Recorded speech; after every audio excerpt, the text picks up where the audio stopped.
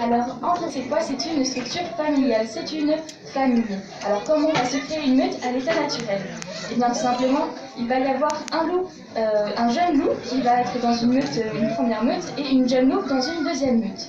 Ces deux loups vont partir, c'est ce qu'on appelle la dispersion, quand ils vont arriver à maturité sexuelle, donc ils ne vont plus avoir assez à manger dans la meute. Donc, au bout de 2-3 ans, ces loups vont partir et ils vont se retrouver sur un territoire inoccupé par une autre meute.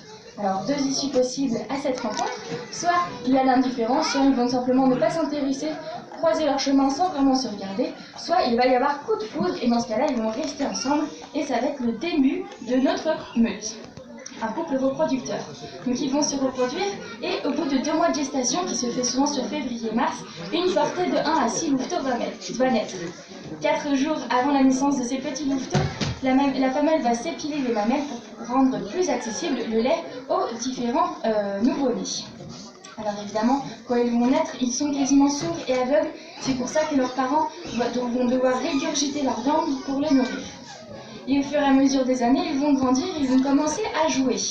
Et c'est là une phase très importante puisque ça va être la hiérarchie.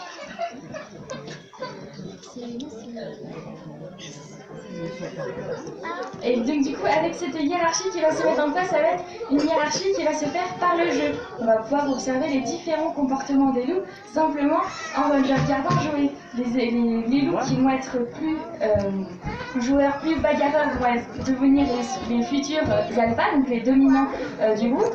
Et ceux qui sont les moins joueurs, qui vont être un peu éloignés de leurs parents, eh bien ça va être les futurs omégas. Alors comment on va reconnaître un oméga d'un alpha? Eh bien tout simplement les alphas, ils vont avoir le corps bien tendu, la queue bien droite, les oreilles bien dressées, et ils vont surtout montrer aux autres que c'est eux qui commandent, surtout lors des nourrissages. Alors qu'un oméga, lui, va avoir les oreilles bien baissées, la queue entre les jambes, le corps recroquevillé, le front plissé, et il va souvent lécher les babines des dominants. Donc ici, comme je l'ai dit, c'est notre couple reproducteur qui sont les deux individus alpha. Donc Gandalf, c'est celui que vous voyez trottiner qui a la crinière grise, et Altesse. Et notre oméga dans ce groupe, c'est Ébène.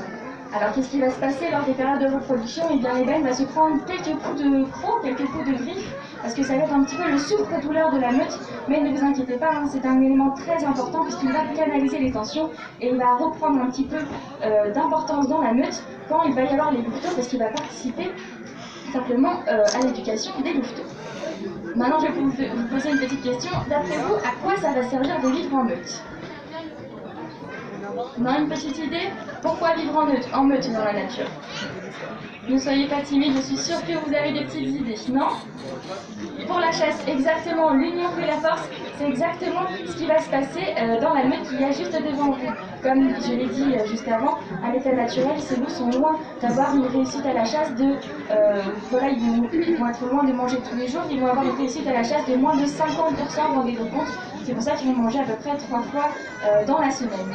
Alors leur proie, ça va être quoi? Ça va être simplement de grands cervidés, des élans, des rennes, des wapitis, quelques bisons sur les terres canadiennes. Ici, ils vont manger 10 à 20 kg de viande lors des grands nourrissages et ils vont pouvoir absorber chacun 4 à 5 kg de viande due à l'élasticité de leur estomac.